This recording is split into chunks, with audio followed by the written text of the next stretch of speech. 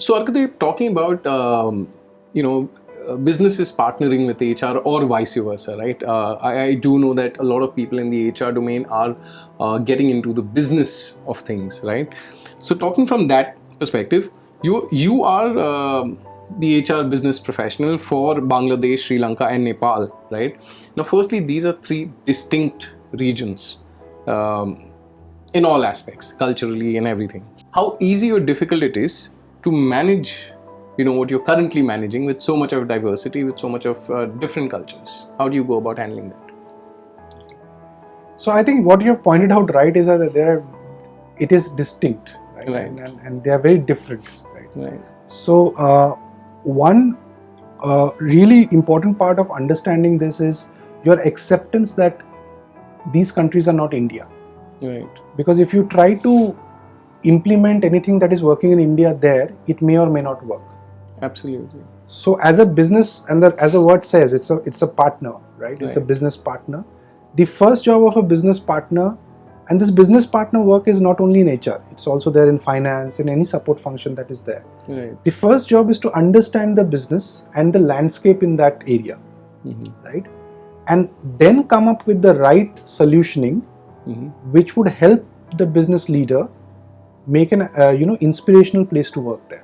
Right. So I think that is in a nutshell, if I tell you, that is what the challenge of this role is, right? You have Bangladesh, which has a different talent landscape, Right. different culture, the way a lot of things work there. For example, even compensation, the structure would be very different from what it is in India. True. Right? So True. whatever I am using in India might not be motivating enough there. Right? So give you a small example. India, people understand overall compensation very well, right? So they have this, they understand how whatever you have, you know what is your CTC. The CTC concepts Correct. work fairly well in India, right? Right. But if you go to these countries, these companies are largely benefit driven. Okay. So there is a cultural change, there is a change in which people perceive total rewards, so to say. So I think one big challenge is to understand that, accept that, keep your global organization ethos at the same place, and go local forward.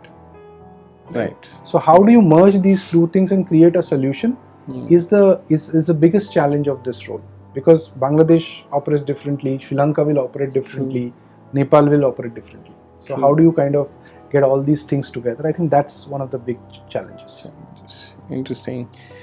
So now, being a business partner, what kind of challenges do you face and how do you overcome them?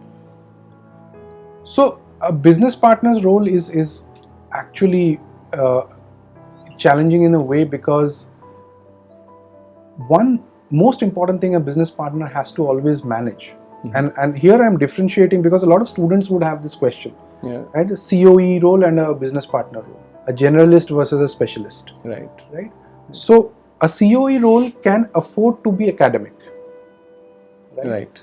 A business partner's role has to create a balance between what the organization and the business wants, and what the employee wants, and close that gap, that ownership of closing that gap, negotiating and influencing either the employee or the organization to come to a middle path is what the business partner does. Right. And that is the most challenging part, because it might not always be academic forward. True. Because you need to understand how your business is doing, what model, how are we going to ramp up in the next 3 to 4 years, and keeping that in mind, what kind of things we can do for the employees. True. Or what should we do for the employees. I think that's the very unique challenge that a business partner faces. So I also see that the juncture that you're at, or this role would be at, also breeds a lot of conflict then. And I think that is the biggest challenge to manage for an HR business guy. Correct. Right. Okay. So my very next question is, driven from that. So how's the involvement of HR taken by either party? The guys whom you're trying to help, one, and towards the business side of things. How are you perceived by the people then? Right.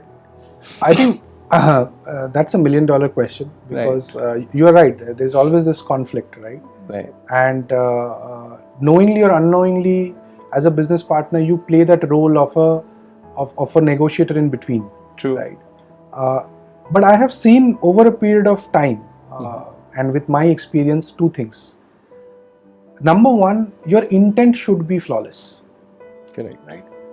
Initially, somebody, either a leader or an employee, might question. There might be conflicts. Right.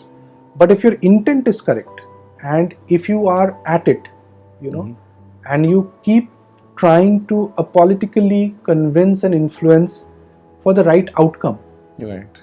eventually people understand. Because as human beings, once your emotional part is taken care of, we are rational human beings. True. So a logic and a principle, if you hold on to it, and you are very clear that this is what will do good, Right. and you can place that proposition in front of the other person. I'm not saying conflict will not be there, but you have to be tenacious to kind of keep telling your side of the story and why do you think it is a good thing and your proposition, and eventually it tapers out. True. And that's how you come to a final solution. True. So what you're also saying is that the business HR guy probably needs to be 2 to 3 steps ahead of what he's pursuing in that particular area. So you have to be very proactive, because you need to understand, and that's why your understanding of the business, what kind of questions will come, is very, very important. True. And in spite of all the experience, you will always miss out. Right. But you need to be proactive in understanding that if I have missed it out, how do I manage it? What is the right thing to do? And if something is going wrong, if you have done something, the best thing is put up your hand and say, look, I went wrong there. Right. Being honest and authentic always helps. True. It just makes life simpler as well. So you're makes absolutely life right. Correct. So in your interaction with students now, do you find that students are wanting to pursue a career in HR, or the function doesn't appeal, or the HR function, does it appeal to students over there now?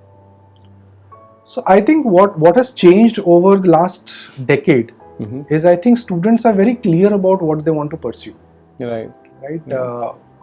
Earlier it was probably we'll get into a MBA,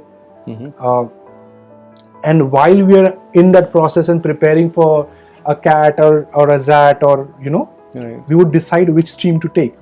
Right. What I find now, which is encouraging, is students are generally very clear as to what they want. Okay. They're very clear about that. Not only what they want, but how long do they want it. Right? Because so that's one shift. So I think, yes, people who are interested in this profession are very clear that they want to pursue it. Okay. So there is a good level of understanding in the students who are coming out now. Well, thank you, Arkadeep, again for sharing your insights in this section.